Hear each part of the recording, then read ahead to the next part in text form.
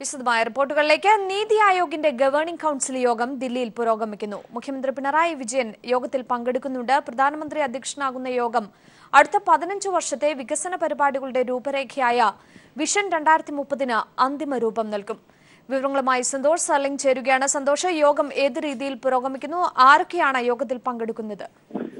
രാവിലെ 10:30 രാഷ്ട്രപതി ഭവനിൽ യോഗം ആരംഭിച്ചു. 13 മുഖ്യമന്ത്രിമാരും 5 ഉപമുഖ്യമന്ത്രിമാരും യോഗത്തിൽ പങ്കെടുക്കുന്നു. പ്രധാനമന്ത്രി നരേന്ദ്രമോദിയാണ് യോഗം അഭിസംബോധന ചെയ്യുന്നത്. വൈകുന്നേരം 4:45 വരെ യോഗം തുടരും. പ്രധാനമായും ചൂണ്ടിക്കാണിച്ചതുപോലെ വിഷൻ 2030 എന്ന പേരിൽ നീതി ആയോഗ് തയ്യാറാക്കിയിരിക്കുന്ന വികസന പരിപാടികളുടെ ചർച്ചയാണ് ഉണ്ടാവുക. കൂടാതെ 3 വർഷത്തേക്കുള്ള 7 കർമ്മ പദ്ധതികളും യോഗത്തിൽ ചർച്ചയാകും. കഴിഞ്ഞ നീതി ആയോഗിന്റെ യോഗത്തിൽ വിവിധ സംസ്ഥാനങ്ങളുടെ സാമ്പത്തിക വികസനം, വ്യാവസായിക വികസനം അടക്കമുള്ളവയിൽ ചില നിർദ്ദേശങ്ങളൊക്കെ നീതി ആയോഗ് പുറപ്പെടുവിച്ചിരുന്നു.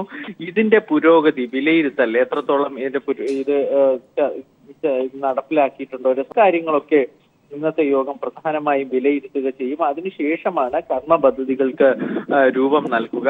പ്രധാനമന്ത്രി നരേന്ദ്രമോദി സംസാരിക്കും. അതിനു മുമ്പ് മുഖ്യമന്ത്രിമാർ സംസാരിക്കുന്നുണ്ട്. കേരള മുഖ്യമന്ത്രി പിണറായി വിജയൻ ഉച്ചയോടുകൂടി യോഗത്തിൽ സംസാരിച്ച് നിലപാട് വ്യക്തമാക്കുകയും ചെയ്യും. ശരി, വ്യക്തമാണ്. സന്തോഷ് സർലിംഗ് ആണ് വിവരങ്ങൾ നൽകിയത്. പുതിയ അധ്യക്ഷനെ തെരഞ്ഞെടുക്കുന്നതിലെ തർക്കം രൂക്ഷമായതിനെ തുടർന്ന് കേരള നേതാക്കളുടെ അടിയന്തര യോഗം രാഹുൽ ഗാന്ധി വിളിച്ചു. 26-ാം തീയതി ദില്ലിയിൽ വെച്ച് യോഗം ചേരും. ജില്ലാ അധ്യക്ഷന്മാർ മുതൽ മുഴുവൻ നേതാക്കളെയും ദില്ലിക്ക് വിളിപ്പിച്ചിട്ടുണ്ട്.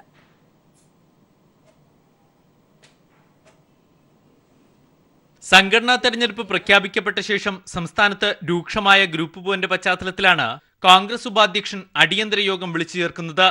താൽക്കാലിക അധ്യക്ഷനെ മാറ്റി സ്ഥിരം അധ്യക്ഷനെ നിയമിക്കണമെന്ന ആവശ്യമുണ്ടെങ്കിലും പകരമാരെന്ന ചോദ്യത്തിന് ഉത്തരമായിട്ടില്ല. ദില്ലി കേന്ദ്രീകരിച്ച് പ്രവർത്തിക്കുന്ന നിരവധി നേതാക്കളും അധ്യക്ഷ സ്ഥാനം ലക്ഷ്യമിട്ട് രംഗത്തുണ്ട്. 26-ന് രാഹുൽ ഗാന്ധി വിളിച്ചു ചേർത്തിരിക്കുന്ന യോഗത്തിൽ നിയമസഭാ കക്ഷി നേതാവ് രമേശ് ചെന്നിത്തല, ജില്ലാ പ്രസിഡന്റുമാർ, അധ്യക്ഷൻ MM ഹസൻ തുടങ്ങിയവർ പങ്കെടുക്കും. മുൻ മുഖ്യമന്ത്രി ഉമ്മൻചാണ്ടി, VM സുധീരൻ തുടങ്ങിയവരുമായി നേരത്തെ രാഹുൽ ചർച്ച നടത്തിയിരുന്നു. യോഗത്തിൽ കേരളത്തിന്റെ ചുമതലയുള്ള ജനറൽ സെക്രട്ടറി മുഗൾ വാസ്നികും പങ്കെടുക്കും. പുതിയ അധ്യക്ഷന് വേണമെന്ന കാര്യത്തിൽ AI ഗ്രൂപ്പുകൾ ചേരിതിരിഞ്ഞു നിൽക്കുന്നു. സമവായം ഉണ്ടാക്കാനുള്ള ശ്രമത്തിലാണ് high command. News bureau, Delhi. Delhi municipal corporation തെരഞ്ഞെടുപ്പ് പുരോഗമിക്കുകയാണ്. BJPയും ആം ആദ്മി പാർട്ടിയും കോൺഗ്രസും മാറ്റുരയ്ക്കുന്ന ശക്തമായ ത്രികോണ മത്സരമാണ് ഇത്തവണ നടക്കുന്നത്. പുറത്തുവന്ന അഭിപ്രായ സർവേ ഫലങ്ങൾ അനുകൂലമാണെങ്കിലും വിമതശല്യവും ഭരണവിരുദ്ധ വികാരവുമാണ് BJP നേരിടുന്ന വെല്ലുവിളി.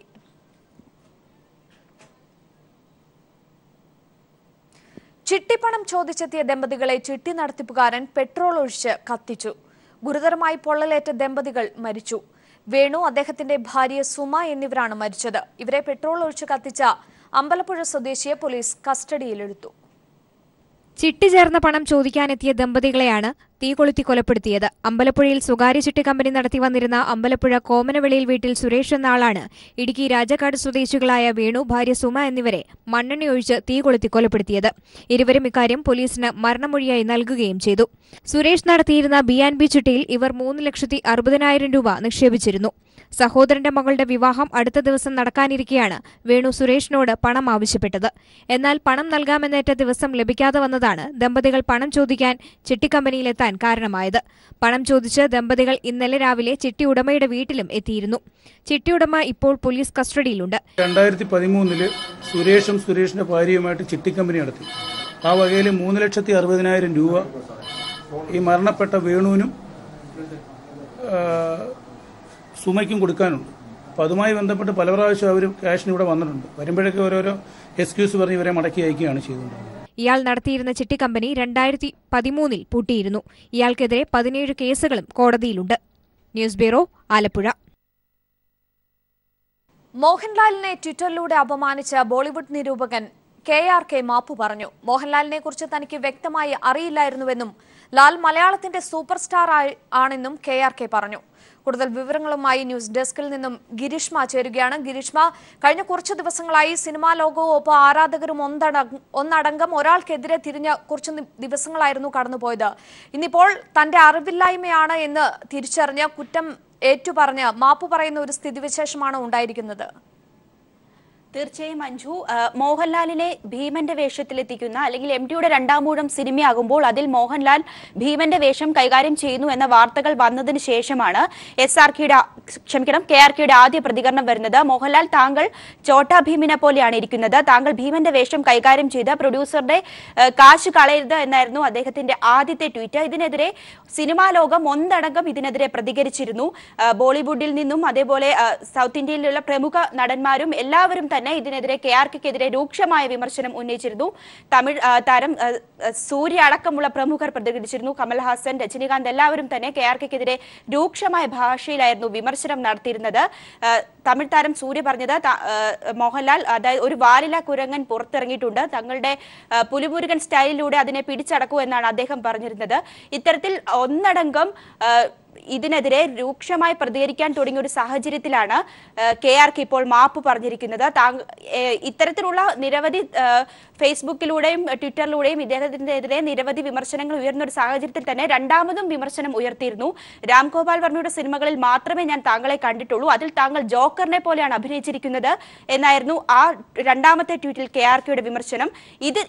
ഈ ഒരു സാഹചര്യത്തിലാണ് ശക്തമായ വിമർശനവുമായി മോഹൻലാലിന്റെ ഫാൻസുകാരും അതുപോലെ പ്രമുഖ നടന്മാരുമെല്ലാം KRKയുടെ ഫേസ്ബുക്കിലും ട്വിറ്ററിലുമെല്ലാം ശക്തമായ പ്രതിഷേധ സ്വരം ഉയർത്തിയത്. ഈ ഒരു സാഹചര്യത്തിലാണ് ഇപ്പോൾ KRK മാപ്പ് പറഞ്ഞിരിക്കുന്നത്. അദ്ദേഹം പറഞ്ഞിരിക്കുന്നത്, മോഹൻലാൽ, താങ്കളെ എനിക്ക് വ്യക്തിപരമായി അറിയില്ല, പക്ഷേ താങ്കൾ മലയാളത്തിലെ ഒരു വലിയ നടനാണെന്ന് ഞാൻ തിരിച്ചറിഞ്ഞിരിക്കുന്നു, താങ്കളെ കുറിച്ച് പറഞ്ഞതിൽ ഞാൻ ഖേദം പ്രകടിപ്പിക്കുന്നു എന്ന് ട്വിറ്ററിലൂടെ KRK പറഞ്ഞിരിക്കുകയാണ്. ശരി, വ്യക്തമാണ്. ഗിരീഷ്മയാണ് വിവരങ്ങൾ നൽകിയത്. മോഹൻലാലിനെ ട്വിറ്ററിലൂടെ അപമാനിച്ച ബോളിവുഡ് നിരൂപകൻ KRK മാപ്പ് പറഞ്ഞിരിക്കുകയാണ്. RSS പ്രവർത്തകർ നടത്തുന്ന ബീഫ് ഭീകരതയ്ക്കെതിരെ പ്രതിഷേധം ശക്തമാക്കി DYFI. ആലുവയിൽ സംഘടിപ്പിച്ച ജനകീയ മുന്നേറ്റം M. സ്വരാജ് MLA ഉദ്ഘാടനം ചെയ്തു.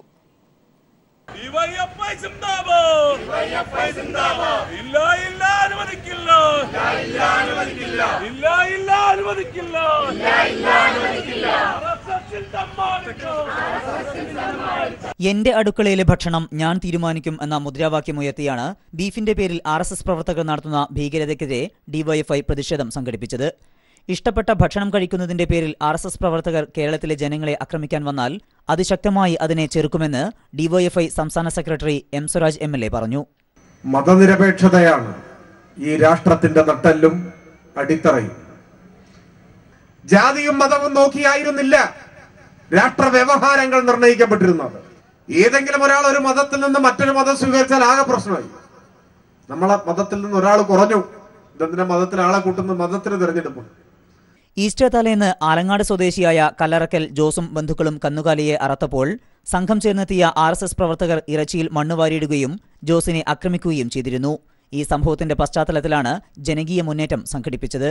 പരിപാടിക്ക് AD Sujil, advocate KS Arunkumar, KV Anilkumar തുടങ്ങിയവർ നേതൃത്വം നൽകി. ഗോരക്ഷയുടെ പേരിൽ ജോസിനെയും ബന്ധുക്കളെയും ആക്രമിച്ച കേസിൽ 8 RSS പ്രവർത്തകരാണ് അറസ്റ്റിലായിട്ടുള്ളത്. News bureau, Kochi. ഫ്രഞ്ച് പ്രസിഡന്റിനെ തെരഞ്ഞെടുക്കാനുള്ള ആദ്യഘട്ട വോട്ടെടുപ്പ് പുരോഗമിക്കുകയാണ്. 5 പ്രമുഖ സ്ഥാനാർത്ഥികൾ ഉൾപ്പെടെ 11 പേരാണ് മത്സര രംഗത്തുള്ളത്. നിലവിലെ പ്രസിഡന്റ് ഫ്രാൻസ ഹോളാൻഡ് വീണ്ടും മത്സരിക്കുന്നില്ല എന്നതും ഇത്തവണത്തെ പ്രത്യേകതയാണ്. ആർക്കും വ്യക്തമായ ഭൂരിപക്ഷം കിട്ടാനിടയില്ല എന്നാണ് വിലയിരുത്തൽ. ഈ സാഹചര്യത്തിൽ ആദ്യ 2 സ്ഥാനക്കാർ തമ്മിൽ നേരിട്ട് ഏറ്റുമുട്ടും. മെയ് 7-നാണ് ഈ രണ്ടാം വട്ട വോട്ടെടുപ്പ്. ഭീകരാക്രമണങ്ങളുടെ പശ്ചാത്തലത്തിൽ കനത്ത സുരക്ഷയാണ് ഫ്രാൻസിൽ ഏർപ്പെടുത്തിയിരിക്കുന്നത്. കേരളം വൻ വ്യവസായ വികസന പാതയിലെന്ന് വ്യവസായ മന്ത്രി AC മൊയ്തീൻ. നഷ്ടത്തിൽ പ്രവർത്തിച്ചിരുന്ന 13 പൊതുമേഖലാ സ്ഥാപനങ്ങൾ ലാഭത്തിലാക്കാൻ ഇതിനകം ഇടതു സർക്കാരിന് കഴിഞ്ഞതായി മന്ത്രി കൊച്ചിയിൽ വാർത്താസമ്മേളനത്തിൽ അറിയിച്ചു. കൂടുതൽ നിക്ഷേപങ്ങൾ ആകർഷിക്കാനായി ചട്ടങ്ങൾ ഭേദഗതി ചെയ്യുമെന്നും വ്യവസായ മന്ത്രി പറഞ്ഞു. കേരളത്തിന്റെ വ്യവസായ മേഖല വികസന പാതയിലാണെന്ന് കണക്കുകൾ ഉദ്ധരിച്ച് വ്യവസായ മന്ത്രി വ്യക്തമാക്കി. സംസ്ഥാന പൊതുമേഖലാ സ്ഥാപനങ്ങൾ നഷ്ടത്തിൽ നിന്നും ലാഭത്തിലേക്ക് തിരിച്ചെത്തിയതാണ് പ്രധാന നേട്ടം. 2015-16 വ്യവസായ വകുപ്പിന് കീഴിലുള്ള പൊതുമേഖലാ സ്ഥാപനങ്ങളുടെ നഷ്ടം 131 കോടിയായിരുന്നെങ്കിൽ 2016-17 71 കോടിയായി കുറഞ്ഞു. നഷ്ടത്തിലായിരുന്ന 13 വ്യവസായ സ്ഥാപനങ്ങൾ ലാഭത്തിലാക്കാൻ ഇടത് സർക്കാരിന് കഴിഞ്ഞു.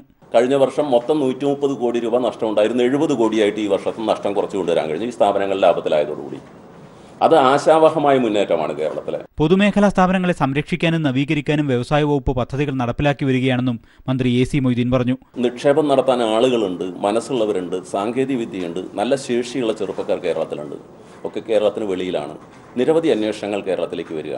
അതിനാവശ്യമായ വ്യവസായത്തിനെ മുന്നോട്ട് കൊണ്ടുവരാൻ അനുകൂലമായ സാഹചര്യങ്ങൾ സൃഷ്ടിക്കാൻ കഴിയുന്ന സൗകര്യമൊരുക്കി കൊടുക്കുക എന്നുള്ളതാണ് വ്യവസായ വകുപ്പ് ഉദ്ദേശിക്കുന്നത്. വ്യവസായ വികസനത്തിന് അനുയോജ്യമായ 5000 ഏക്കർ ഭൂമി ഉടൻ കണ്ടെത്തുമെന്നും മന്ത്രി അറിയിച്ചു. കൂടുതൽ വ്യവസായ വളർച്ച ലക്ഷ്യമിടുന്ന പുതിയ വ്യവസായ നയം അടുത്ത നിയമസഭാ സമ്മേളനത്തിൽ സർക്കാർ പ്രഖ്യാപിക്കുമെന്നും വ്യവസായ മന്ത്രി പറഞ്ഞു. News bureau, Kochi. സംസ്ഥാനത്തെ വിദ്യാലയങ്ങളെ മികവിന്റെ കേന്ദ്രങ്ങളാക്കുക എന്നത് സർക്കാർ ലക്ഷ്യമെന്ന് മുഖ്യമന്ത്രി പിണറായി വിജയൻ.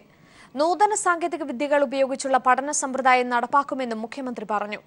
കേരളം സമ്പൂർണ്ണ സാക്ഷരത കൈവരിച്ചതിന്റെ 25ാം വാർഷികാഘോഷം ഉദ്ഘാടനം ചെയ്ത് സംസാരിക്കുകയായിരുന്നു അദ്ദേഹം. സംസ്ഥാനത്തെ വിദ്യാലയങ്ങളെ മികവിന്റെ കേന്ദ്രങ്ങളാക്കുകയാണ് സർക്കാരിന്റെ ലക്ഷ്യമെന്ന് മുഖ്യമന്ത്രി പിണറായി വിജയൻ പറഞ്ഞു. മഹാഭൂരിഭാഗം വരുന്ന കുട്ടികൾക്ക് പൂർണ്ണ സൗകര്യം കിട്ടുന്നില്ലെന്നത് അംഗീകരിക്കാനാവില്ല. നൂതന സാങ്കേതിക വിദ്യകളടക്കം ഉപയോഗിച്ചുകൊണ്ടുള്ള പാഠ്യസമ്പ്രദായങ്ങളായിരിക്കും, ബോധന രീതികളായിരിക്കും ഈ പറയുന്ന എല്ലാ വിദ്യാലയങ്ങളിലും നടപ്പാക്കുന്നത്. അതുകൊണ്ടാണ് ഇതിന് യജ്ഞം എന്ന പേരിടുന്നത്. കേരളം സമ്പൂർണ്ണ സാക്ഷരത നേടിയതിന്റെ 26ാം വാർഷികാഘോഷം ഉദ്ഘാടനം ചെയ്യുകയായിരുന്നു മുഖ്യമന്ത്രി. മുതിർന്ന പഠിതാക്കളെ മന്ത്രി കടകംപള്ളി സുരേന്ദ്രൻ ആദരിച്ചു. കെ മുരളീധരൻ MLA അധ്യക്ഷനായിരുന്നു. News bureau, Thiruvananthapuram.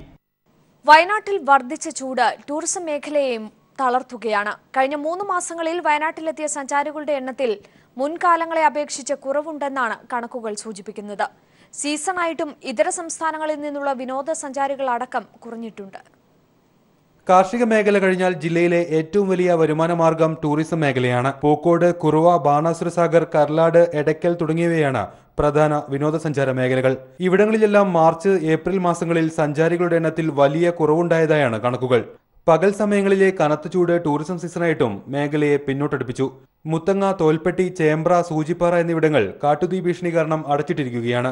കുറുവ ദ്വീപ് ഉച്ചവരെ മാത്രമാണുള്ളത്. നോട്ട് നിരോധനം സൃഷ്ടിച്ച ആഘാതത്തിൽ നിന്ന് തിരിച്ചു കയറുന്നതിനിടെയാണ് ടൂറിസം മേഖല മറ്റൊരു പ്രതിസന്ധിയെ നേരിടുന്നത്. മാർച്ച് 1 മുതൽ 31 വരെ പൂക്കോട് തടാകത്തിലെത്തിയത് 43,807 പേരാണെങ്കിൽ കഴിഞ്ഞ മാർച്ചിൽ ഇത് 50,000-ലധികമായിരുന്നു.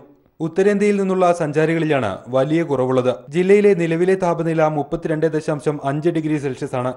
7 വർഷം മുൻപ് ഇത് 27 ഡിഗ്രി സെൽഷ്യസ് മാത്രമായിരുന്നു. വയനാടിന്റെ പാരിസ്ഥിതിക പ്രാധാന്യമാണ് വിനോദസഞ്ചാരികളെ ആകർഷിക്കുന്നത്. അത് ക്രമേണ നഷ്ടപ്പെടുന്നതോടെ ജില്ലയിലെ ടൂറിസം മേഖലയുടെ ഭാവി സുരക്ഷിതമല്ലാതായി തീരും. News bureau, Wayanad.